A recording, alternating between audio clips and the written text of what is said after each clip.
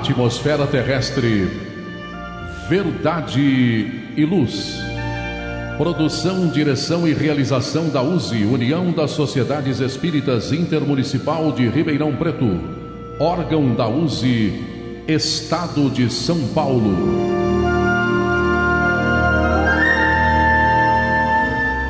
Verdade e luz.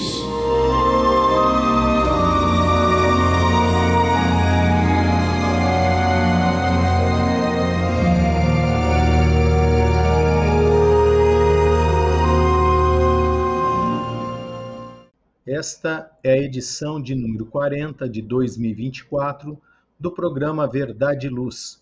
Neste programa, contamos com a minha presença, André Reis, as participações de nossos amigos Marlene Gonçalves, Maria Amélia e a de Gilberto Silva, dirigindo os trabalhos técnicos.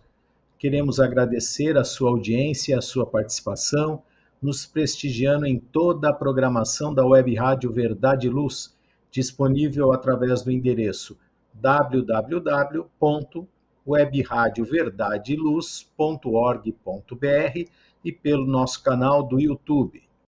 O programa Verdade e Luz tem o apoio da Vischer Seguros, especializada em seguros de veículos, residenciais e pessoais. Ao fazer seguros, consulte sempre a Vischer Seguros pelo telefone 3625-5500. Vischer Seguros, há 25 anos trabalhando pela sua segurança com confiança.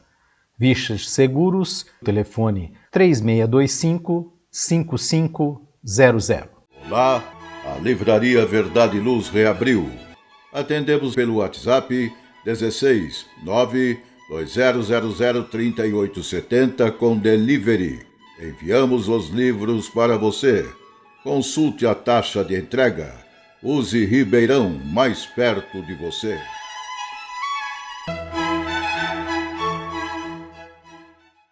O programa Verdade e Luz apresenta estudos da codificação espírita, além de esclarecimentos e mensagens do Evangelho de Jesus.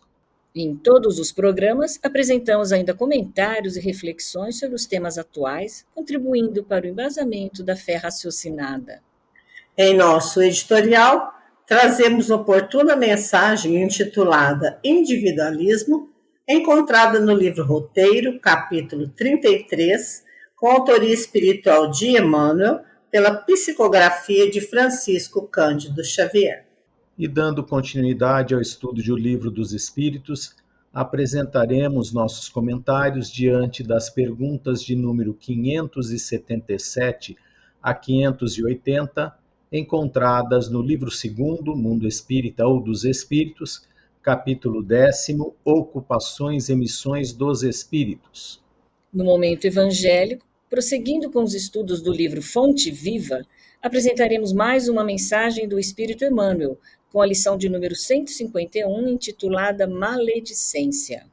E no quadro Diálogo à Luz do Espiritismo, utilizando o livro de Valdo Franco Responde, volume 1, organizado por Cláudia Saegusa, estamos no capítulo que trata sobre mediunidade, no item Divaldo e o medo na infância. Agradecemos sua audiência e enviamos a você nossas fraternas vibrações de paz. Verdade e Luz. No programa Verdade e Luz, o editorial A Opinião Espírita. E começamos com o nosso editorial, extraído do livro Roteiro, capítulo 33, que tem por título Individualismo.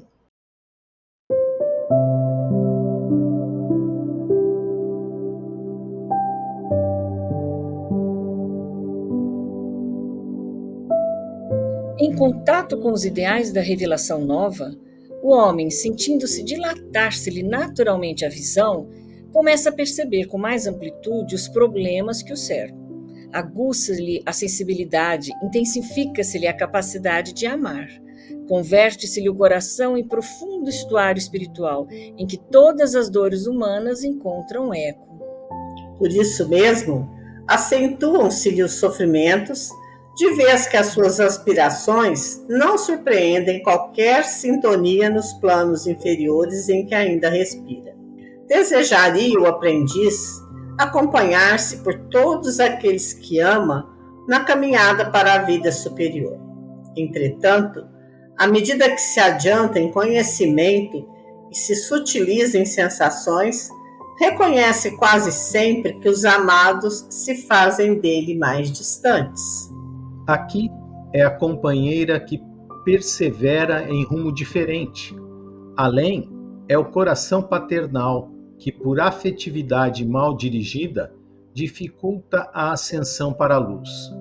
Ontem era um filho a golpear-lhe as fibras mais íntimas. Hoje é um amigo que deserta. Se o discípulo não se rende à perturbação e ao desânimo, gradativamente começa a compreender que está sozinho, em si mesmo, para aprender e ajudar, entendendo outrossim que na boa vontade e no sacrifício adquire valores eternos para si próprio. Quanto mais cede a favor de todos, mais é compensado pela lei divina, que o enriquece de força e alegria no grande silêncio. Na marcha diária, chega à conclusão de que o individualismo, ajustado aos princípios inelutáveis do bem, é a base do engrandecimento da coletividade.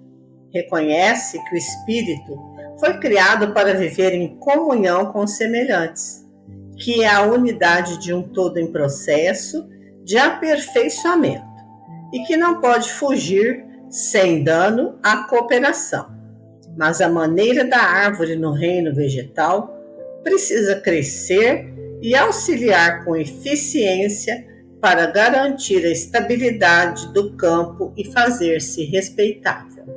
Ninguém vive só, mas chega sempre um momento para a alma em que é imprescindível saber lutar em solidão para viver bem. Para valorizar o celeiro e enriquecer a mesa, a semente descansa entre milhões de outras que com ela se identificam. Todavia, quando chamada a produzir com a vida para o conforto geral, deve aprender a estar isolada no seio frio da terra, desvencilhando-se dos envoltórios inferiores, como se estivesse reduzida a lodo e morte, a fim de estender novos ramos e elevar-se para o sol. Sem o indivíduo forte e sábio, a multidão agitar-se-á sempre entre a ignorância e a miséria. Esforço e melhoria da unidade para o progresso e sublimação do todo é uma lei. A navegação a vapor, atualmente, é patrimônio geral, mas devemos-la ao trabalho de Fulton. A imprensa de hoje é força direcional de primeira ordem. Contudo, não podemos olvidar o devotamento de Gutenberg, que lhe amparou os passos iniciantes. A luz elétrica, nos dias que passam, é questão resolvida. No entanto, a Edison coube a honra de sofrer para que semelhante bênção desintegrasse as noites do mundo. A locomotiva agora é máquina vulgar, mas no princípio dela temos a dedicação de Stephenson. Na Terra, surgira Newton, invariável, à frente de todos os conhecimentos alusivos à gravitação universal. E o nome de Marconi jamais será apagado na base das comunicações sem fio. Cada flor irradia perfume característico. Cada estrela possui brilho próprio. Cada um de nós é portador de determinada missão. O Espiritismo, confirmando o Evangelho, vem amparar os homens e convidar o homem a aprimorar-se e engrandecer-se, consoante a sabedoria da lei que determina, a cada um segundo as suas obras. Verdade e Luz.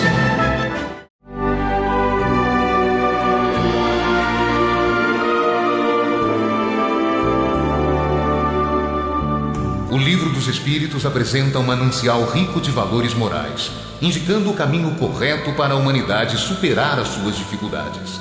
Marco inicial e pedra fundamental do Espiritismo, o Livro dos Espíritos contém os princípios básicos da doutrina espírita. valiosa oportunidade de estudar sobre a imortalidade da alma, de onde viemos e para onde iremos, a natureza dos espíritos e suas relações com as pessoas, as leis morais, a vida futura e o porvir da humanidade.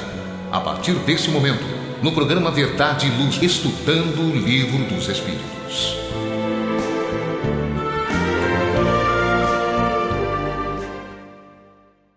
Vamos ao nosso quadro de estudo da codificação espírita. Estamos estudando o Livro dos Espíritos, na sua parte segunda, ocupações e missões dos espíritos, no livro segundo, que é Mundo Espírita ou dos Espíritos.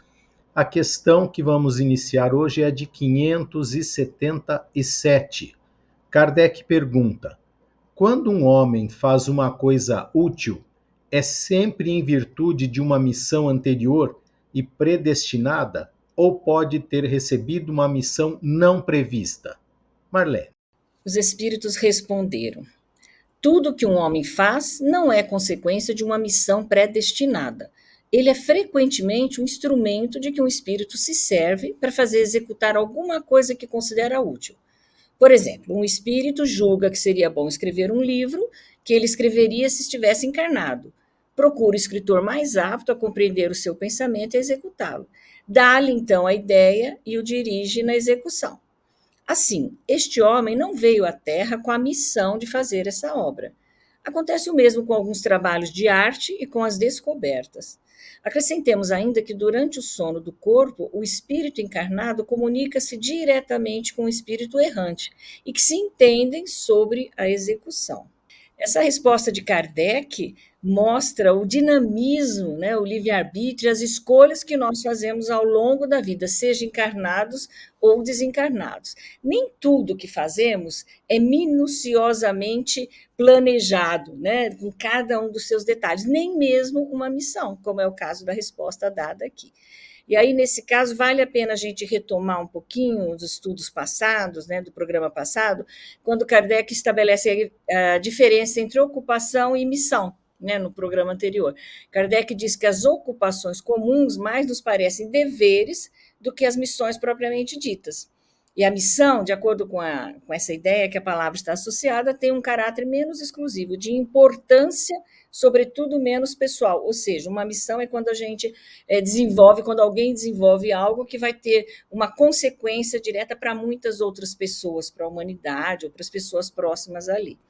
Então, e na pergunta anterior, ainda na 573, só para lembrar, Kardec fala em que consiste, então, a missão dos encarnados. Essa missão é tudo aquilo que vai instruir os homens, ajudar, trazer alguma coisa de bom, alguma coisa de positivo. Então, esse seria o caráter da missão.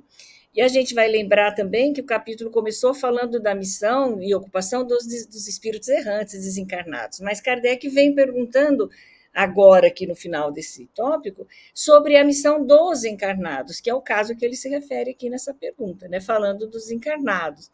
E aí é muito interessante a gente perceber que nessa resposta dos espíritos, a gente vê a presença da espiritualidade. A gente percebe que nós não estamos sozinhos, que há um coletivo, que há uma junção, a espiritualidade trabalha conjunto. Então, nesse exemplo de que um espírito tinha uma vontade, uma ideia de fazer um livro, provavelmente um livro que traria boas orientações às pessoas, seria algo positivo, conseguiu se unir aí a esse encarnado e juntos eles puderam fazer isso. Então, mostra que nós estamos, de qualquer maneira, voltados, encarnados, para desenvolver alguma coisa, para o bem. Todos podemos ser instrumentos do bem. E nessa pergunta fica muito claro isso. Não necessariamente nós não somos robôs, A gente não nasce já completamente determinado tudo que a gente vai fazer. A gente faz escolhas. As missões, como ele coloca aqui, muitas podem ser, sim, planejadas e organizadas para que a gente venha desenvolver. Mas não necessariamente todas. A gente tem que lembrar do espaço que a gente tem de escolhas que a gente faz. E isso é muito importante, muito rico aí para o nosso progresso, para a nossa evolução aqui. André. Muito bem, Marlene, muito obrigado. Vamos agora à questão 578 e também a 578A.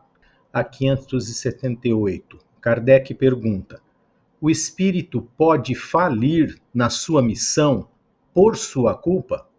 Maria Amélia. Sim, se não for um espírito superior. 578A. Quais são para ele as consequências? E os espíritos completam: terá de reiniciar a tarefa.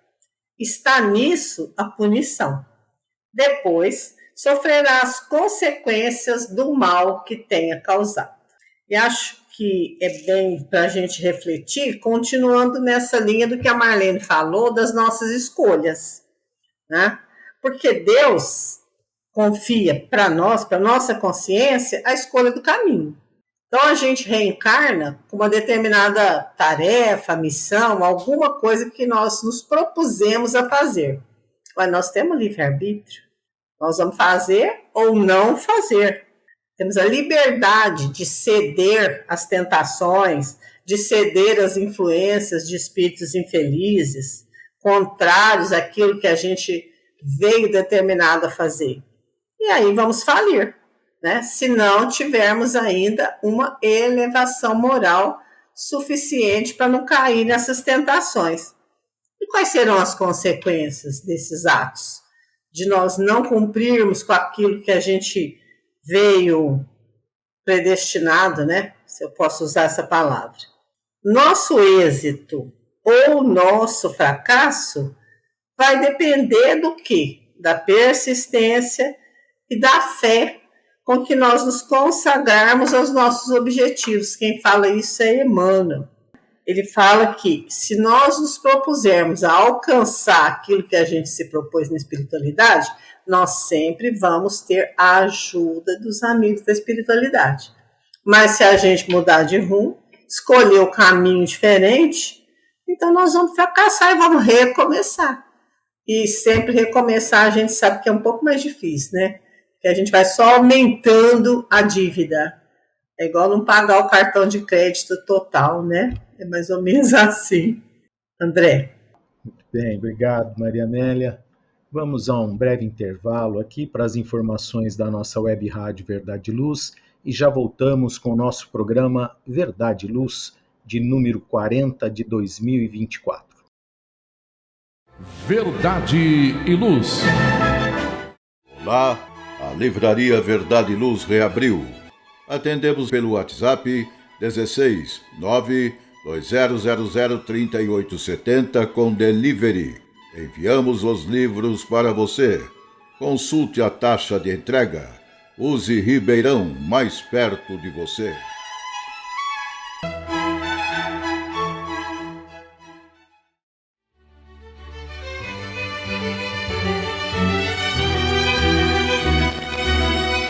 Você já foi a um centro espírita? O centro espírita é uma escola onde podemos aprender e ensinar, espalhar o bem e exercitar a solidariedade. Existe sempre um centro espírita perto de você, com horário e dia de sua conveniência. Faça parte de um centro espírita. Aprenda a dividir, a estudar junto, a trocar sorrisos e experiências. No centro espírita, você encontra amigos e faz mais amigos. Respeita as diferenças e aprimora os seus conhecimentos. Frequente um centro espírita.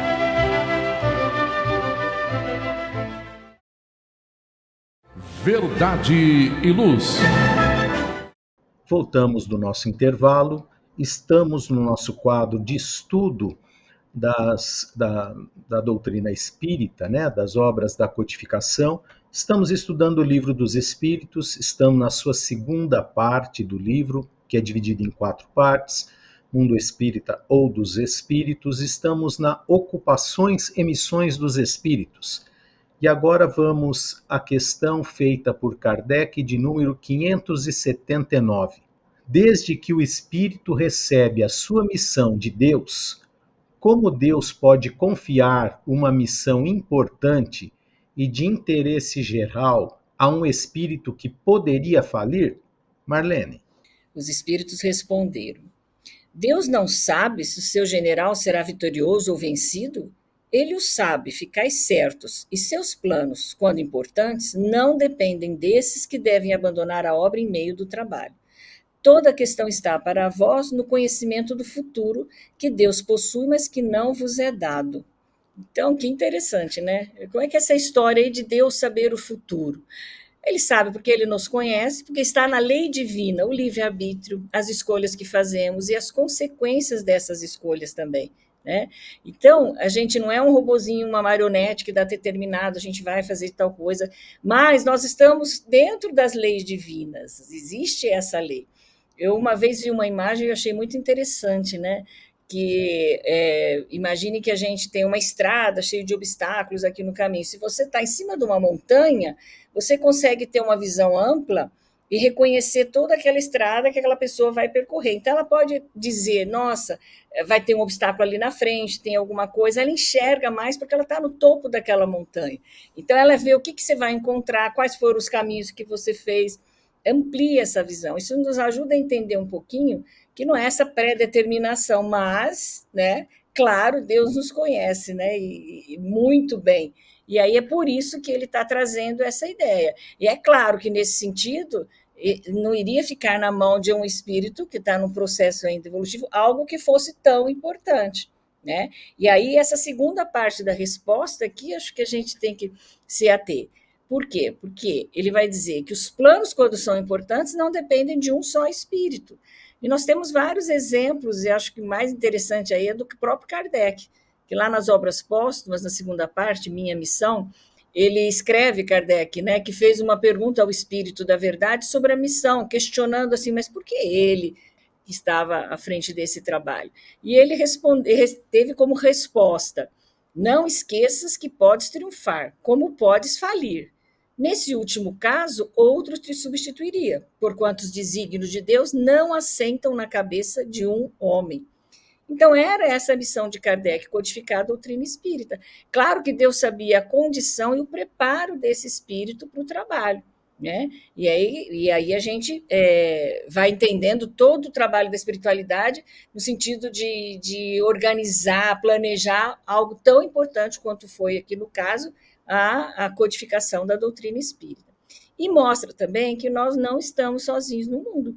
E mostra que a espiritualidade acompanha a evolução da Terra, né, de todos nós, e nos manda lições a todo momento. Quantos missionários vieram nos orientar, nos vieram a fazer, abrir os olhos aí? Quantas e quantas? E, ao mesmo tempo, quantas tarefas nós recebemos? Né? Talvez em nível bem menor do que essa de Kardec, mas recebemos missões ali, né? Seja de acolher um filho, de atender, no próprio trabalho que a gente faz, quantas pessoas entram em contato conosco, né? E aí nós temos essa tarefa, e aí cabe a nós levarmos a cabo de cumprir, porque esse é o propósito da nossa encarnação. Agora, é claro, Deus não vai, né, de maneira alguma, dar uma missão tão grandiosa na mão de alguém que não poderia desenvolvê-la, né, André? Exatamente. Muito bom, Marlene, obrigado. Vamos, na sequência, à questão 580. Kardec pergunta: o espírito que se encarna para cumprir uma missão tem o mesmo receio daquele que o faz como prova? Maria Amélia. Olha como a resposta é curta e grossa, né? Não, ele tem experiência. E aí a gente vai ter que pensar um pouco, né, sobre isso. Olha, o espírito que se encarna para cumprir uma missão. Então a gente está lembrando aqui de Kardec. E poderíamos lembrar de tantos outros. Agora, o que encarna para fazer uma tarefa como prova, eu acredito que vai dar até um medinho, né? A gente, às vezes, a gente conhece casos, né? No livro dos Espíritos mesmo, e até no Céu e Inferno, de gente que abandonou a tarefa, que veio destinado a cumprir, né? Quantas e quantas histórias a gente ouve a respeito disso, né? Citam que Napoleão Bonaparte era para ter sido unificador da Europa, mas o que ele fez foi o contrário, né? Pela vaidade, pelo orgulho. E assim eu acho que isso que a Marlene falou de, por exemplo, a missão de cuidar de um filho. A gente não precisa pensar que a missão é uma coisa só grandiosa, né? Para cuidar daquele filho que dá mais trabalho, que a gente nasceu e prometeu que ia cuidar. E que lá pelo meio do caminho fala, vou desistir, não dou mais conta desse menino, né? Então a gente pode errar. Só que a gente tem que sempre pensar que aqueles que vêm realmente com uma missão, que já tem essa experiência, que já tem essa superioridade moral, eles sempre vêm munido de força e fé diferenciada, né? E que também os espíritos superiores vão estar sempre próximos, porque não estamos sozinhos, e essa pessoa, esse ser, esse homem, essa mulher, que tem essa missão, ele sabe ouvir os recadinhos da espiritualidade, coisas que a gente que ainda não está tão elevado, muitas vezes não ouve. Então, ele tem essa experiência, tem a ajuda da espiritualidade, tem a fé, tem a coragem para sustentar. Então, ele não vai ter medo e vai seguir em frente. Eu acredito que é assim, né, André? Maria Amélia, e também a questão que Deus não vai dar algo para um espírito que não tenha a capacidade. Sim. É a história do fardo, né? Todos nós temos vamos dizer, o nosso fardo, de acordo com a nossa capacidade, com o nosso momento, com as nossas vivências. Então, é claro, como a Marlene comentou anteriormente, né?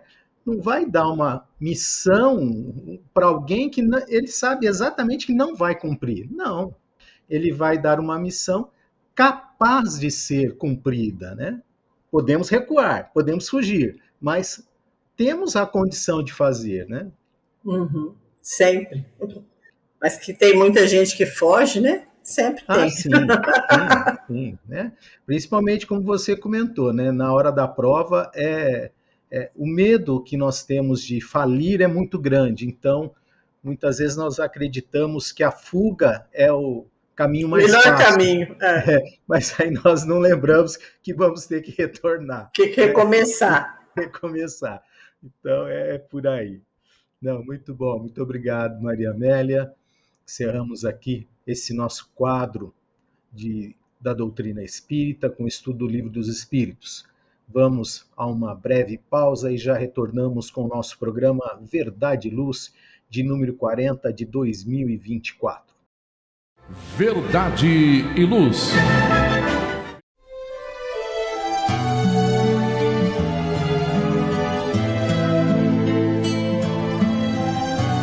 Para você que procura a paz, a alegria e o equilíbrio, nada mais salutar do que as palavras de vida eterna trazidas por Jesus, ensinando a amar a Deus e ao nosso próximo. Tenha todos os dias o seu momento evangélico, lembrando sempre que quem acende uma luz é o primeiro a se iluminar e quem faz o bem vive em equilíbrio. A partir desse instante, Momento Evangélico.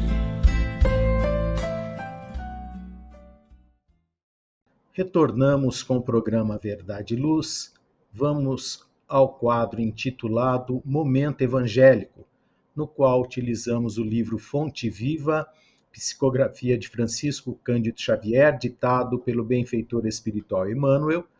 A página ou lição de hoje, né, o capítulo, é o de número 151, intitulado Maledicência. Emmanuel vai discorrer sobre uma passagem que Tiago grafou no capítulo 4, versículo 11 do seu Evangelho. Irmãos, não faleis mal um dos outros. Quem fala mal de um irmão, fala mal da lei e julga a lei. E se tu julgas a lei, já não és observador da lei, mas juiz.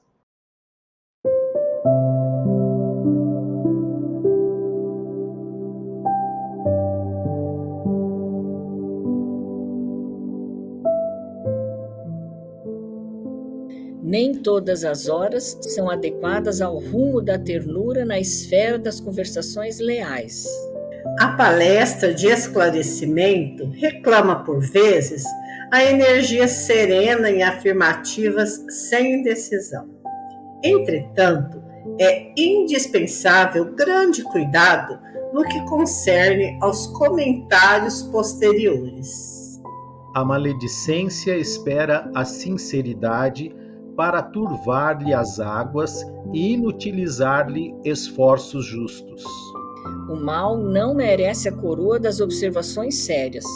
Atribuir-lhes grande importância nas atividades verbais é dilatar-lhe a esfera de ação.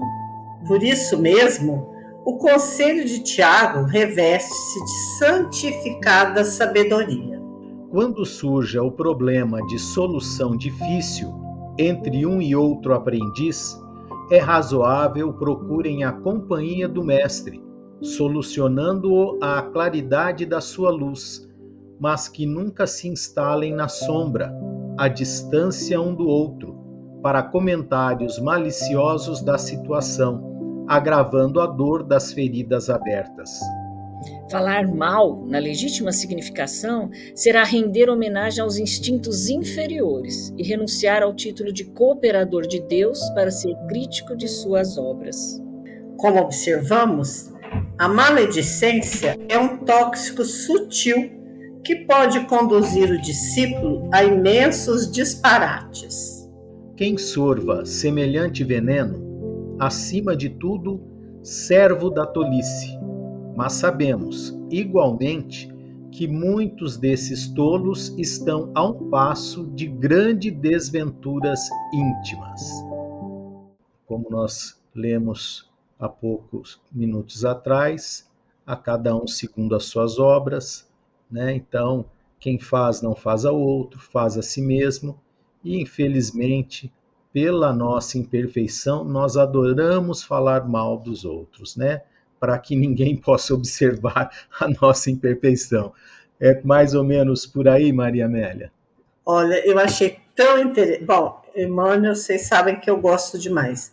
Essa frase que ele fala: é indispensável grande cuidado no que concerne aos comentários posteriores.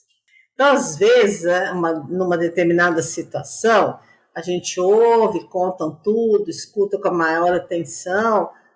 Não vou fazer julgamento, mas... E aí você vem, né, com aqueles comentários que poderiam perfeitamente não serem feitos. Porque esses comentários, como ele coloca aqui, são tóxicos. Vai ferir a pessoa. Como ele fala das feridas abertas, é quando passava aquele metiolate que ardia, né? É mais ou menos assim que funcionam as nossas palavras em algumas situações. E a gente, como você mesmo colocou, está sempre pronto a achar que você não faria aquilo, que você ia agir diferente, que é só o outro que tem esse defeito, que comete esse erro. Então, eu acho uma das coisas mais difíceis é combater a maledicência em nós.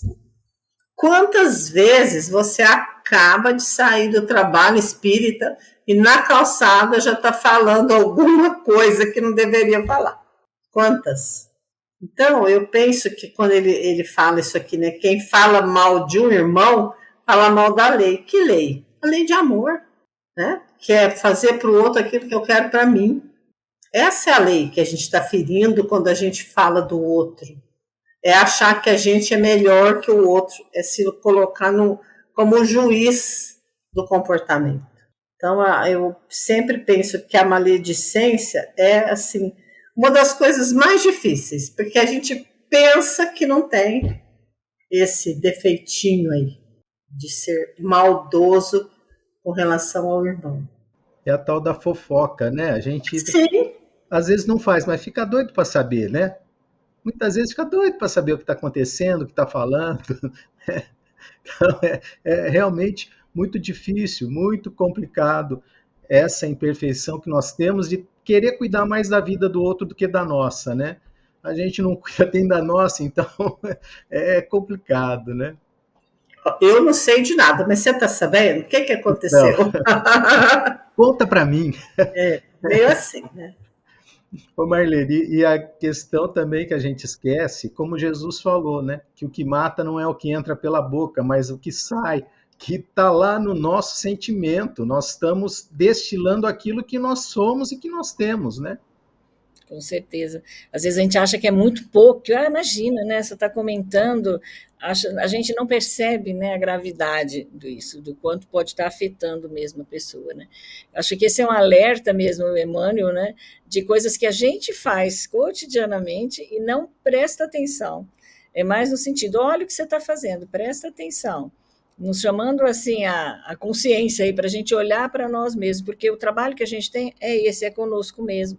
Não é para ficar olhando quem está falando mal do outro lá na calçada, né, Maria Amélia? É olhar para nós mesmos, é isso que ele está chamando a atenção, porque a gente consegue ver o outro fazer isso, mas não se vê fazendo isso. E a gente faz mesmo, né? Então, acho que é uma lição, um alerta importantíssimo que ele está fazendo, e que é importante, sim, é muito importante, porque ele vai nos ajudar, são os pequenos passos que vão nos ajudar a fazer a verdadeira caridade com o outro, né? Quer dizer, o outro nem sabe, mas se eu não fico falando mal dele, eu estou fazendo um bem, né? Se eu não fico destacando aquelas coisas que eu percebi, isso é um bem, e a gente precisa desenvolver isso dentro de nós, é como você disse, André, fazer aquilo que gostaria que fizesse conosco, né? Lembrar do sofrimento aí, e aí aprender com isso, sem dúvida. São alertas que que eles não se cansam de nos dar e a gente não se cansa de não observar, né? De escorregar. Escorrega o tempo inteiro. E o que a Maria Amélia falou, a gente ouve praticamente em toda reunião mediúnica, né? Não adianta. Ele vai me chamar, vou estar lá fora esperando na hora que sair. Então, quer dizer, nós somos, né, os próprios causadores dos nossos problemas, das nossas idealizações, né, e mentalizações. Então, o vigiar e orar e continua aí, firme, para a gente ver se uma hora desperta. É isso nesse quadro. Vamos a uma breve pausa e retornamos o próximo quadro do nosso programa. Verdade e Luz. Faça o Evangelho no lar. O lar é a primeira e mais valiosa escola da vida. A paz no mundo começa sob as telhas que nos acolhem. Viver em equilíbrio dentro de nossa casa é o primeiro e mais seguro passo para a harmonia entre as nações. Fortaleça os laços de fraternidade, realizando o Evangelho no lar frequentemente. Verdade e Luz. Num mundo cheio de contrastes, onde o mal parece sempre derrotar o bem, por que existe tanta desarmonia? A sociedade nunca terá paz? Já entendemos as lições trazidas por Jesus? Seguir seus passos é possível? Quando teremos felicidade? Todas essas questões e muitas outras serão respondidas a partir de agora, com o programa Diálogo à Luz do Espiritismo.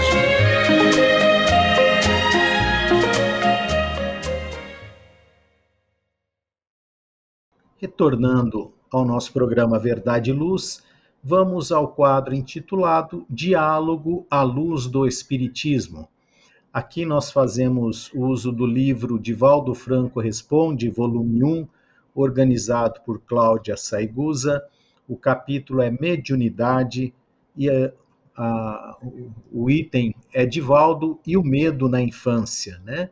Então a pergunta que foi feita a Divaldo é a seguinte: Divaldo, você possui a mediunidade ostensiva desde os 4 anos. No início, você sentia medo, esse receio de que falamos há pouco, medo de espíritos? Aí o Divaldo respondeu: a princípio eu sentia surpresa, porque eu não tinha capacidade de entender o que se passava. Depois adaptei-me, porque a primeira visão que eu tive foi da minha avó desencarnada, mas aquilo não me constituiu um choque de maneira nenhuma. Posteriormente, quando apareceram entidades perversas, eu passei a ter medo, não do fenômeno mediúnico, mas daqueles seres que me ameaçavam, muitas vezes assustando-me. E ele continua: no entanto, os espíritos bons jamais me desampararam e sempre me davam ânimo, encorajamento, dizendo-me que se tratava de um fenômeno natural e que se eu resistisse bem através da oração, dos bons atos, dos bons pensamentos, é claro que eu conseguiria superar aquela fase que era de educação, através da necessidade dos sofrimentos e da adaptação ao novo clima psíquico.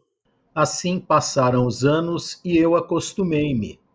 Realmente experimentei os medos infantis comuns, mas nunca cheguei a temer ou deixar-me impressionar perturbadoramente pelos fenômenos. Bem, está aí a resposta do Divaldo, né, sobre a questão da sua mediunidade, do desenvolvimento. Lembrando que mediunidade não é exclusividade da doutrina espírita, existe desde sempre. Então, muitos sem o conhecimento espírita podem, sim, se perturbar, trazer transtornos, problemas diversos, né, psíquicos e tal. Então, é uma situação que temos na doutrina espírita uma historiografia sobre isso, né? Quem quiser, fique à vontade através do Livro dos Médiuns para estudar. É um livro que está aí, né, para quem quiser acessar gratuitamente pela internet. Então, isso nos traz uma certeza, né, esse compêndio que Kardec escreve para nós, a certeza como lidar com essa situação, né? E aí passamos temerosos à compreensão, a descortinar aquele que não é um fato maravilhoso, é um fenômeno, sim, mas ele é perfeitamente explicável, né, Marlene? Isso mesmo. Pegando o gancho aí do André, no livro dos médiuns, lá no capítulo 18, o item dos inconvenientes e perigos da mediunidade, Kardec justamente aponta aí para a questão do desenvolvimento da mediunidade nas crianças. Então, orientando, né, que não se deve desenvolver a mediunidade nas crianças, porque os organismos ainda são débeis e delicados e poderiam sofrer grandes abalos. O que não é o caso quando a mediunidade se apresenta naturalmente, como foi o caso do Divaldo, né? E aí Kardec diz isso, quando numa criança a faculdade se mostra espontânea, é que está na sua natureza e que a sua constituição se presta a isso, né? Então, e ele destaca ainda, Kardec, que a criança, ela tem essas visões, ela geralmente não se impressiona com isso, justamente como o Divaldo apontou, né? Por quê? Porque parece algo natural. Ela dá pouca atenção e às vezes esquece, depois ela vai lembrar disso lá na vida adulta ali. E aí o Kardec, continuando com esse tema, ele pergunta a que idade, então, pode se ocupar, né, dessa mediunidade sem inconveniência? De que idade você pode começar a desenvolver a mediunidade? E aí a resposta, não tem uma idade precisa, porque depende do desenvolvimento físico e do desenvolvimento moral. Que tem crianças de 12 anos que isso afetaria menos do que uma pessoa já feita. Mas é importante lembrar que isso que pode ocorrer também por conta da inexperiência da criança, dela querer se entregar àqueles exercícios como se fosse uma brincadeira, um brinquedo, né? E aí você vê que isso se soma à presença dos espíritos enganadores, zombeteiros, e que as crianças podem estar propícias a serem vítimas desses espíritos zombeteiros. E, além do mais, a gente lembra que mediunidade pede recolhimento, concentração. Então, a conclusão do Kardec é: você não vai forçar o desenvolvimento dessas faculdades nas crianças de jeito nenhum.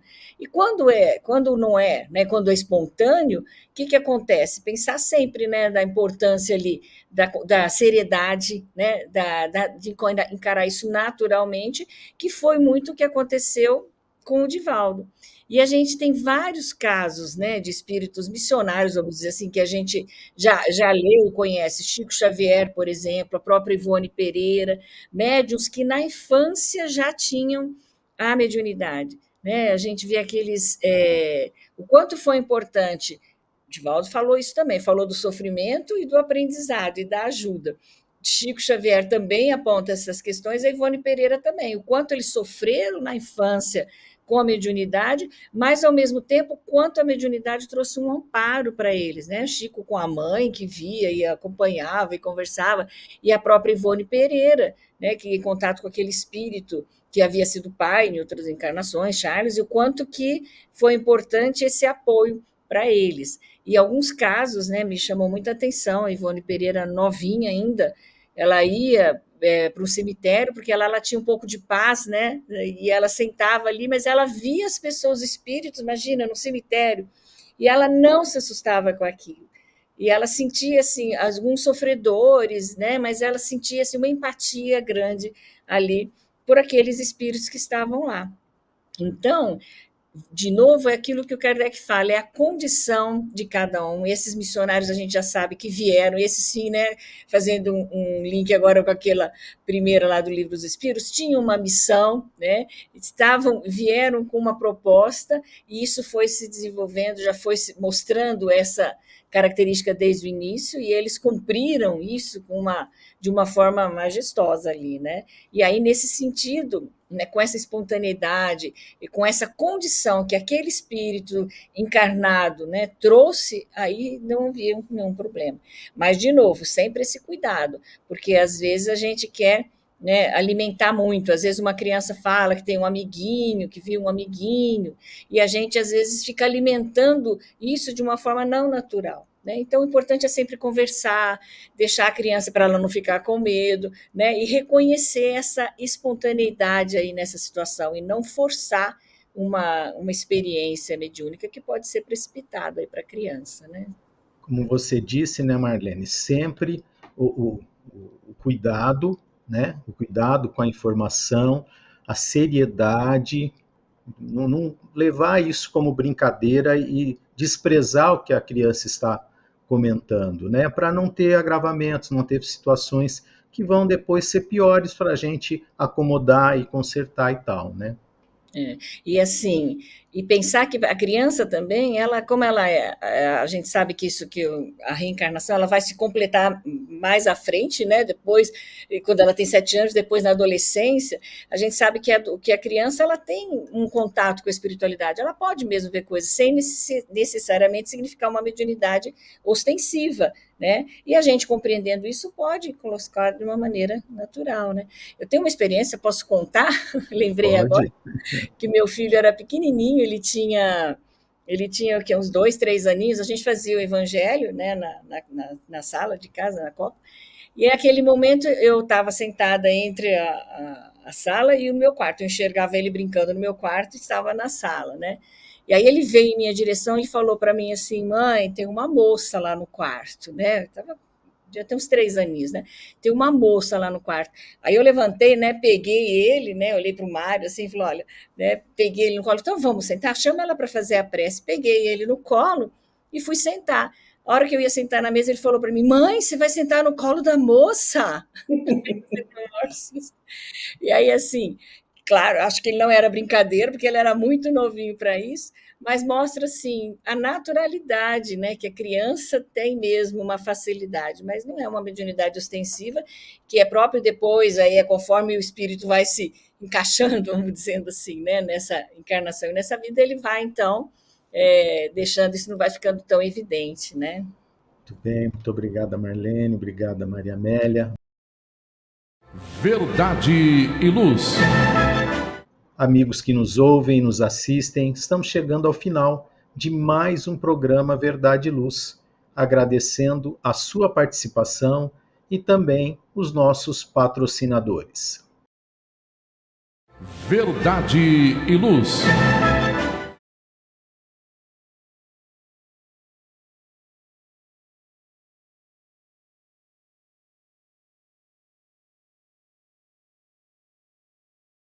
O programa Verdade e Luz tem o apoio da Vischer Seguros, especializada em seguros de veículos, residenciais e pessoais. Ao fazer seguros, consulte sempre a Vischer Seguros pelo telefone 3625-5500. Vischer Seguros, há 25 anos trabalhando pela sua segurança com confiança.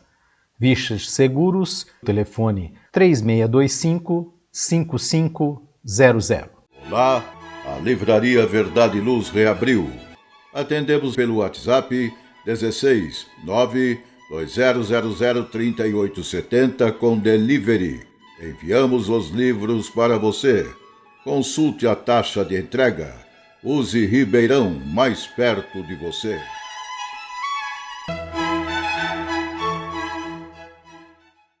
Vamos agora às nossas considerações finais. Marlene. Quero muito agradecer essa oportunidade aqui, desse convívio tão gostoso com o André, Maria Amélia, esses momentos agradáveis de aprendizado que a gente sempre tem. Agradecer a Gilberto, que tão carinhosamente, gentilmente cuida da gente aqui, né, nessa parte técnica, e também aos amigos aí que nos escutam, né, dando um retorno tão gostoso aí para todos nós. Todos estamos aprendendo juntos, né? É muito importante. E esperamos encontrá-los aí no próximo programa. Muito obrigada a todos. Maria Amélia. É isso aí, né, gente? Agradecer a oportunidade de mais um trabalho, da convivência fraterna com esses amigos queridos, Marlene, André, da possibilidade de aprendermos juntos. E faço minhas palavras da Marlene. Esperamos vocês no nosso próximo programa. Muito obrigada. Agradecemos ao caro amigo ouvinte, telespectador, e aproveitando a oportunidade, convido a todos para que ouçam toda a programação, né, da Web Rádio Verdade e Luz. Há muito conteúdo já lá gravado por outros companheiros, outros programas, né? E gostaríamos também que divulgassem na medida do possível para os seus amigos, né? Então, quem quiser ouvir os programas anteriores, é só acessar o podcast webradioverdadeluz.org.br, né? E na Web Rádio, também no nosso canal do YouTube. Que Deus nos abençoe a todos. Até um próximo programa, Verdade e Luz, aqui pela nossa Web Rádio Verdade e Luz de Ribeirão Preto. Verdade e Luz. Produção, direção e realização da USE, União das Sociedades Espíritas Intermunicipal de Ribeirão Preto. Órgão da USE, Estado de São Paulo.